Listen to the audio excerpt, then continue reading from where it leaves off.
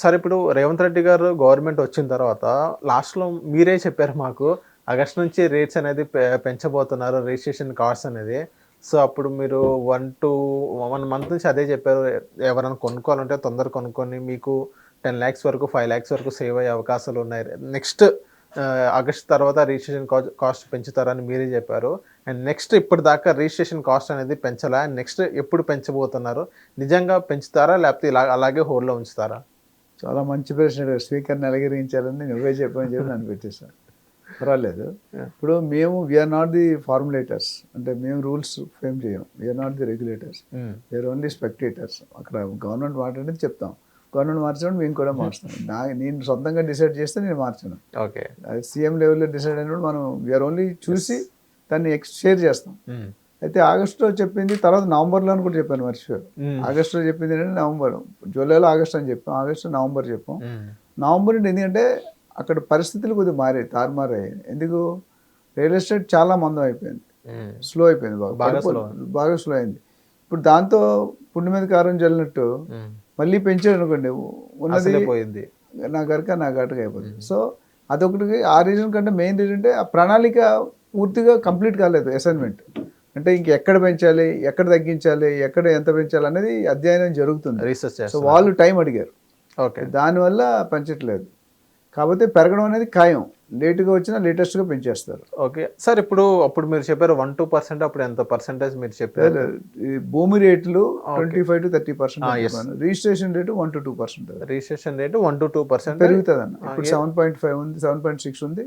Maybe 10 9 అయ్యే అవకాశాలు ఉన్నాయని చెప్పారు. అంటే భూమి రేట్ అంటే ఇప్పుడు ఏదైతే గవర్నమెంట్ వాల్యూ ఉందో అది పెంచుతారా సార్? పెంచుతారు. అంటే 20-30% పెంచుతారు. ఇప్పుడు ఏమైందంటే 1,00,000 పెట్టి నువ్వు గజం కొన్నావు అనుకో భూమి, 10,000 20,000 చూపిస్తున్నారు ట్యాక్స్. హ్మ్. మిగతా 80,000 జీరో అమౌంట్. సో దాన్ని తగ్గిస్తున్నారు. ఇప్పుడు అది తగ్గిస్తున్నది గవర్నమెంట్ ఇన్కమ్ పెరుగుతుంది. ఇప్పుడు సపోజ్ నేను 10 లక్షలు 20 లక్షలు చూపిస్తాను కదా, 50 లక్షలు చూపించాను అనుకో. అంతకుముందు 50 లక్షలకి 20 లక్షలకి 1,50,000. హ్మ్. ఇప్పుడు 5 అంటే 5 ఇంటూ 7 3,50,000. సో తేడా ఉంది కదా. హ్మ్. అది కానీ పెంచితే ఎంతవరకు యాక్సెప్టెన్స్ ఉంటే అది చూసుకో, పబ్లిక్లో రియాక్షన్ కూడా చూసుకోవాలి. హ్మ్. సో దాని మీద ఎక్సైజ్ చేస్తున్నారు. ఎక్సైజ్ చేసి దానికి ఒక క్లారిటీ వచ్చాక పెంచుతారు. ఓకే. మేబీ ఇప్పుడు నవంబర్ నుండి మార్కెట్ పికప్ అయింది కొద్దిగా. నవంబర్ నుంచి. నవంబర్ 2nd 3rd వీక్ నుండి బాగా పికప్ అయింది. డిసెంబర్లో బాగానే జరిగినాయి. నెక్స్ట్ నాకు తెలిసి నెక్స్ట్ ఫైనాన్షియల్ ఇయర్లో కొద్దిగా స్వింగ్ పెరగవచ్చు. దసరా కల్లా మళ్ళీ నార్మల్ స్టేజ్కి రావచ్చు అనేది అనాలిసిస్ ప్రిడిక్షన్. ఓకే. సో ఈ మధ్యలో నాకు తెలిసి ఇంకొక 2 నెలలు 3 నెలల్లో డెఫినెట్గా పెరుగుతాయి. అంటే ఫినాన్షియల్ ఇయర్ లోపు పెరగవచ్చు. ఎందుకంటే ఇప్పుడు స్టెబిలైజ్ అవుతుంది, కొద్దిగా యాక్టివిటీస్ కనిపిస్తున్నాయి, యాక్షన్ తీసుకుంటున్నారు. ఒక కమిట్మెంట్స్ ఏవైతే 6 కమిట్మెంట్స్ అవి కూడా పూర్తి చేయడానికి ట్రై చేస్తున్నారు. కొద్ది పెండింగ్స్ ఉన్నాయి ఇప్పుడు. ప్లస్ కొత్తది ఇండస్ట్రీస్ రావడానికి ప్లాన్ చేస్తున్నారు. మొన్న ఫాక్స్కాన్ కూడా చూసాం అప్పుడు లాస్ట్ టైం. హ్మ్. సో ఇవన్నీ అయితే కనుక పెరగడం ఆపరండి. ఎందుకంటే గవర్నమెంట్ డబ్బులు కావాలి. గవర్నమెంట్ 7 లక్షల కోట్ల అప్పులో ఉంది హ్మ్. ఆల్రెడీ. పథకాలకి కొన్ని లక్షలు కావాలి, గవర్నమెంట్ నడపడానికి కొన్ని కావాలి, మరి ఉద్యోగాలు నడపాలి, ఇవన్నీ ఉన్నాయి కదా. ఈ లక్షల కోట్లు కావాలి కాబట్టి కొద్దిగా వాళ్ళు క్లారిటీ తెచ్చుకుంటున్నారు. ఇప్పుడు ఎందుకంటే ఫస్ట్ 6 నెలలు 8 నెలలు ఏం జరగలేదు గవర్నమెంట్లో. హ్మ్. వాళ్ళు అర్థం చేసుకోవడానికి మున్సిపల్ మన అసెంబ్లీ ఎలక్షన్స్, ఎంపీ ఎలక్షన్స్ ఇవే జరుగుతున్నాయి కదా. అక్కడ కొద్దిగా టైం పోయింది. అంటే సహజం, ఆ టైంలో లిక్విడిటీ ఉంటుంది కాబట్టి డీల్స్ అవ్వు రియల్ ఎస్టేట్లో. ఇప్పుడు పికప్ స్టార్ట్ అయింది కాబట్టి రియల్ ఎస్టేట్ పికప్ అయితే అన్నీ పికప్ అయిపోతాయి. అవును. నేను బయింగ్ కెపాసిటీ. ఇప్పుడు దాంతో నెక్స్ట్ స్టెప్ ఏంటంటే ట్రంప్ వచ్చాడంటే మళ్ళీ సిచ్యువేషన్ వేరే ఎలా ఉంటుందో చెప్పలేం. హ్మ్. ట్రంప్ వస్తే కత్తి యాక్స్ పెట్టి నరికేస్తున్నాడు జనాల్ని. వాళ్ళందరూ ఈ టేప్ సార్ ఇప్పుడు ట్రంప్ ఇంపాక్ట్ కూడా ఇప్పుడు రియల్ ఎస్టేట్ మీద పడ్డాయి. హైదరాబాద్ రియల్ ఎస్టేట్ మీద పడిద్ది అంటారా?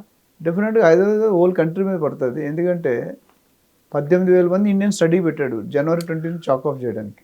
18,000 మంది ఇండియాలో ఇండియా స్టూడెంట్స్ సార్, లేకపోతే అందరూ అక్కడ అన్ని mix, illegal entries, illegal entries. Okay. Skilled people లేకపోతే తీసేయమని చెప్పాడు. రెండోది ఈ 3,00,000 యూనివర్సిటీస్ ఉన్నాయి అక్కడ అమెరికాలో. 3,000లో 100-200 బ్రాండెడ్. ఆ యూనివర్సిటీలో నోటికి బ్రాండ్ ఉంది, మిగతా వాడికి బ్రాండ్ లేదు. వాడు మామూలు గల్లీలో చదివినట్టే. ఇక్కడ ఏం చేస్తారంటే ఓపీటీ అని ఉంది, ఆప్షనల్ ప్రాక్టికల్ ట్రైనింగ్ అని. అందులో 2 సంవత్సరాలు టైం ఇస్తారు, మ్యాక్సిమం అయితే 3. ఆ 2 సంవత్సరాల టైం అయిపోయి వచ్చేయాలి బయటికి. జాబ్ అయినా తీసుకోవాలి, లేదా బయటకు వచ్చేయాలి. లాటరీ సిస్టంలో 1:4. ఆ లాటరీ సిస్టమ్ వర్కౌట్ కాదు. అంటే 2 సార్లు లాటరీ తర్వాత 3వ సారి ఆయన కూడా కన్సిడర్ చేయరు. సో చాలా ఆటంకాలు. వీసా ప్రాసెస్ టైట్ చేస్తున్నాడు. ఇప్పుడు ఈ ఫస్ట్ అటెంప్ట్లో జనవరి 20 ఆయన ప్రెసిడెంట్ అయిన తర్వాత 2,50,000 ఐడెంటిఫై చేశారు ఆల్ ఓవర్ ది వరల్డ్. ఎక్కువ మెక్సికన్స్ ఉన్నారు. నేను ఇల్లీగల్ ఎంట్రీస్ చేసేది ఎక్కువ వాళ్ళు. ఇల్లీగల్ అంటే ఫేక్ సర్టిఫికెట్స్, ఈ కన్సల్టెన్సీల ద్వారా కన్సల్టెన్సీ డబ్బులు వస్తే ఏదో చేసి ముందే అన్న పంపించేస్తారు. తర్వాత they will be problem, road మీదకి వచ్చేస్తారు. ఇది ఏం చెప్తున్నారంటే స్టూడెంట్స్ ఎవరైనా ఎందుకు వెళ్తారు, అమెరికాకి ఎందుకు వెళ్తున్నాం మనం? ఎంఎస్ కోసం వెళ్ళట్లేదు, సంపాదించుకో. ఎంఎస్ అనేది ఎలిజిబిలిటీ క్రైటీరియా. సో ట్రంప్ ఏమంటాడంటే మన వైట్ వాళ్ళని కొట్టేస్తున్నారు వీళ్ళు, వైట్ వాళ్ళని నాన్ వైట్ వాళ్ళు కొట్టేస్తున్నారు అంటే మనం నాన్ వైట్ బయట నుండి వచ్చారు. సో నాన్ వైట్ వాళ్ళు వచ్చి డామినేట్ చేస్తున్నారు, అది కరెక్ట్ కాదు, మన వాళ్ళకి ఇవ్వాలి ప్రియారిటీ అన్నారు. అందుకని వాళ్ళు ఏమంటే మీరు వచ్చి చదువుకోండి, 50 లక్షలు 60 లక్షలు కట్టి చదువుకోండి, తర్వాత వెళ్ళిపోండి అంటాడు. మన వాళ్ళు తెలివైన వాళ్ళు కదా, ఎందుకు వెళ్ళిపోతారు? 60 లక్షలు కడితే 6 కోట్లు సంపాదించి వస్తాడు వస్తే. సో అది అక్కడ లాజిక్. ఆయన వెళ్ళిపోమంటుంటే మేము ఎందుకు వెళ్తాం, వాళ్ళు మొత్తం డ్రాప్ అవుతారు కదా. అంటే ఇందులో తెలియని ఫ్యాక్ట్ ఏంటంటే వాళ్ళు మనల్ని తీసుకునే కారణం ఏంటి, H1B వీసాలోకి తీసుకునే కారణం అంటే మన చీపెస్ట్ లేబర్. అవతలోడు గంటకి $50 అడితే మనం గంట $10 అడుగుతున్నాం, అందుకని తీసుకున్నాం. అది బిహైండ్ ద సీన్, అది చాలామంది గ్రహించలేదు. సో ఇప్పుడు ఎలన్ మస్క్ ట్రంప్ మధ్య నడుస్తుంది, ఇప్పుడు సెటిల్మెంట్ అవుతుంది. నేను ఎలన్ మస్క్ ఉన్న కంపెనీలు అన్నీ H1B వీసాలు వాళ్ళు పంపించేదంటే వాడు బిజినెస్ లాస్ అవుతుంది. దానికి అర్థమైంది వాళ్ళని మళ్ళీ కాంప్రమైజ్ చేసి ఒక లైన్కి వస్తున్నారు. ఓకే. సో ఓవరాల్ దాని ఇంపాక్ట్ ఇప్పుడు హైదరాబాద్లో ఉందంటారు? ఇప్పుడు లేదు, రావచ్చు. ఆల్రెడీ స్టార్ట్ అయింది, సెగలు స్టార్ట్ అయినాయి. ఎంత ఇంకా 15-16 రోజులే కదా, ఇవాళ 3వ తారీఖు. అవును. సో దాని తర్వాత గోల్డ్ మీద మార్కెట్ భారం పడుతుంది, స్టాక్ మార్కెట్ భారం పడుతుంది. ఓకే. సో ఇప్పుడు ఏవి రామస్వామి, ఎలన్ మస్క్ అనేది ఇద్దరు government DOGE advisors, department of government efficiency. వాళ్ళు గవర్నమెంట్ పరిశీలన, ఎలన్ మస్క్ గవర్నమెంట్ లేనప్పుడే దడదల్లాడించాడు. చేతిలో పవర్ ఉంటే ఇంక నువ్వు పట్టుకోలేవు. And Trump right hand. ఇప్పుడు మన పేపర్లో వేసాడు ప్రెసిడెంట్ ట్రంపా మస్కా అని. సో బ్యాక్ గ్రౌండ్లో ఈడే ఉంటాడు, పైన స్కీమ్ అని అడుగుతాడు.